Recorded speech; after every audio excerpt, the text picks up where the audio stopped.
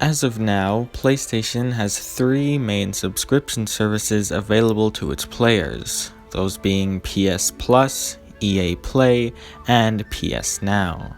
I'm sure I'm not alone in thinking that PS Plus and PS Now should be combined, as they are on essentially every other platform. But hey, there's really not much we can do about that. I've already reviewed EA Play, and I honestly don't know what I could say about PS Plus. It lets you play online, and you get some free games and cool bonuses such as deals. But of the three services, the one that always enticed me the most was PS Now, a way to play hundreds of older exclusive PlayStation games. I'm honestly surprised it took me this long to try it, seeing as I've had my PS4 for a whole year now. And this time, PlayStation put out a deal I could not refuse. You see, the PS4 is my first PlayStation console I've owned. Naturally, there's a lot of older PlayStation games and franchises I wanted to try out, which is why I was really happy with all the remasters and remakes available on the PS4.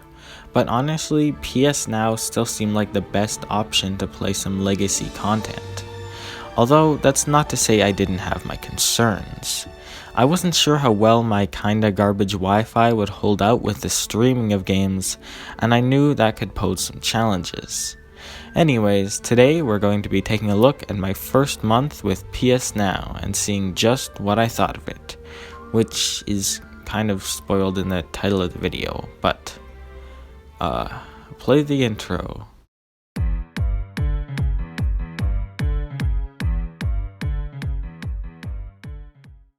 Now I do find it sorta ironic focusing so much on the legacy content, seeing as I really only played about 2 older games during this trial of PS Now, but hey, that's not really important.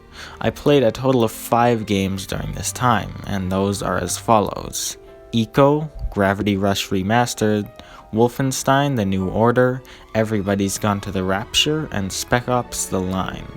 I've already done an entire video on Eco, so I won't go too in depth to it, but the remaining games I'll discuss in a bit. First, let's talk about the service as a whole.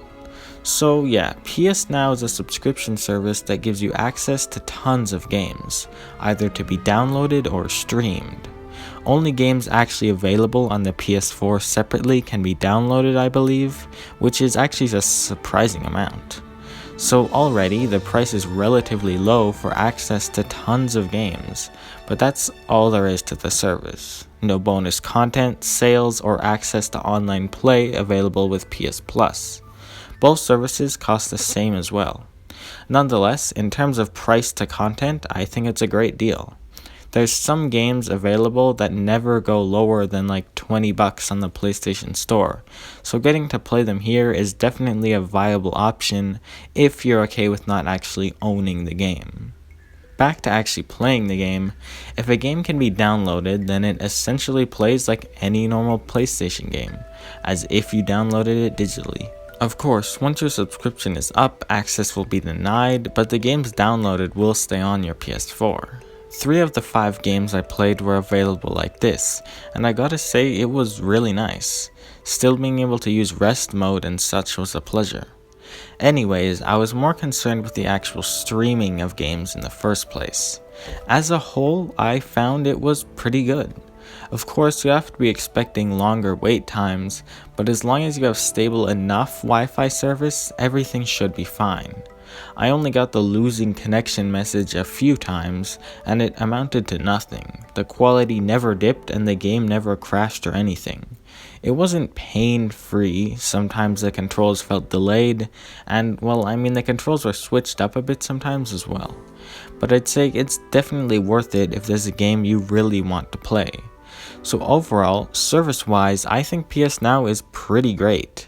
It's for sure worth the cost, and the selection of games is vast enough there's hopefully something for everyone. Now I want to touch on each of the games I played and discuss whether I'd recommend them or not, beginning with Eco. Now as I mentioned, I already made a video on this game, but to sum it up, the gameplay might have kinda sucked, but I felt as if Eco was the building blocks for some of my favorite games, including The Last of Us, and it really is an experience everyone should have. I'd for sure recommend it. Next off, Gravity Rush Remastered. This is a game I've been looking forward to for a while, yet I really wasn't sure what exactly to expect. What I got was a sorta clunky but nevertheless really fun experience with a great soundtrack. Just the concept of messing with gravity sounds like, at least to me, the gameplay isn't going to be the most precise, I guess. And while this is true, there's a lot of effort to combat this and make an overall very enjoyable experience. I found the game pretty easy actually, and that was probably partially due to its lack of preciseness. Apart from some frustrating bonus challenges, extreme skill and maneuverability is never really needed, which is good in my opinion since the controls can take quite a while to get used to. Anyways, I probably should have started out with this, but the story is basically this. You play as Cat, one of the few people able to manipulate gravity alongside your cute little galaxy cat thing. Cat's past is uncertain, and for now all she can really do is try and help around the place she arrived in. I personally really enjoyed Cat as a protagonist, and I love the comic book style cutscenes. The story missions were usually pretty fun, and I mean the atmosphere of every different part of town was great. But let's be honest, we all know the Pleasure Quarter was the best area with the best theme. Overall, I definitely recommend Gravity Rush as long as you're not too concerned with unique controls. Moving on, Wolfenstein: The New Order is also a game I've been wanting to try for a while. I mean, the entire basis of the series is really interesting, a world where Nazis won World War II, yet I'll be honest, I didn't even finish the game. I've come to learn that playing FPSs that require some skill on a console is really not the way to go, and Wolfenstein fits this area. Not to say everything flawed about this game has to do with the controls, honestly I thought it felt pretty good to play apart from the aiming and stuff. I mean, I really can't put my finger on exactly what made me slowly dislike the game. Maybe it was the annoying difficulty spikes with certain enemies, or bland sections without any action. I mean, I saw this game as similar to Doom. You come to Doom, you know you want to shoot some demons and be badass. You come to Wolfenstein, you know you want to shoot some Nazis and be badass. Yet the game is dragged down by a relatively bland story with pretty basic characters. Really the only interesting parts were when the effects of Nazis basically controlling the world were shown, which sadly wasn't the most often. So yeah, there was some stuff to like.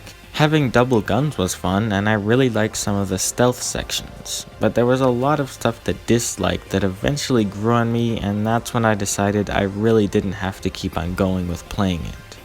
Still, others may like it, and I suppose I'd recommend everyone to at least try it out. Next, I played the short story-based game Everybody's Gone to the Rapture. This game is pretty similar to something such as Firewatch, just, well, a whole lot darker. I don't want to go into spoilers, but it basically follows all sorts of different characters as they cope with a mysterious disease overtaking their town, and the aftermath of the situation. It was a really great story with some truly beautiful and equally devastating moments, and I thoroughly enjoyed it. Not to mention the graphics on the world may be like the best on PS4, this stuff was amazing. Really, my one complaint that often comes from games like this is, simply why did it have to be a game? Interactivity is what makes games games, and really all you do is walk around and listen to people talk and stuff. And sometimes where you're supposed to go was incredibly hard to find out if you lost track of this guiding orb thing that was very easy to lose track of.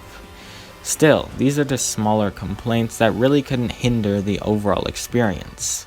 I really enjoyed Everybody's Gone to the Rapture for its enticing mystery that gradually builds and an interesting take of storytelling. Everything you're witnessing has pretty much already happened, and you just have to go around and piece together the puzzle, which I suppose is sorta interactive, contrasting to my other point. Anyways, next game. The final game I played was that of Spec Ops: The Line, and oh man, this is a handful. I thought the last game I played was morbid.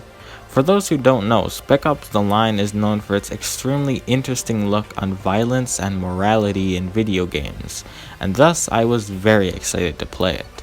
I'm still debating whether I'll make a whole video in it, but I'll still dive into it a little right now. Violence in video games is a pretty big topic that has been in the news for quite a while now, and while I generally think it's a pretty silly debate, Spec Ops attempts to challenge the argument of both sides of the case. On the surface, it may look like a pretty basic third-person shooter. You play as an epic American soldier who's out to save some people. Yet very quickly, things start to get rather odd and then completely out of hand. By the end, the main character is completely broken, and as a player, you're meant to be questioning everything that happened, and everything you did over the span of the game. Spec Ops has no problem breaking the fourth wall and asking some truly deep questions, in things like loading screens or with the amazing twist ending. I found the whole sentiment of how, despite everything that you, the player, did and the death you caused, it's just a game. You can walk away unscathed, basically. Anyways, I won't go any more depth into the big themes that this game tackles, but I must truly compliment on how it handled them. I don't see any better way to do it.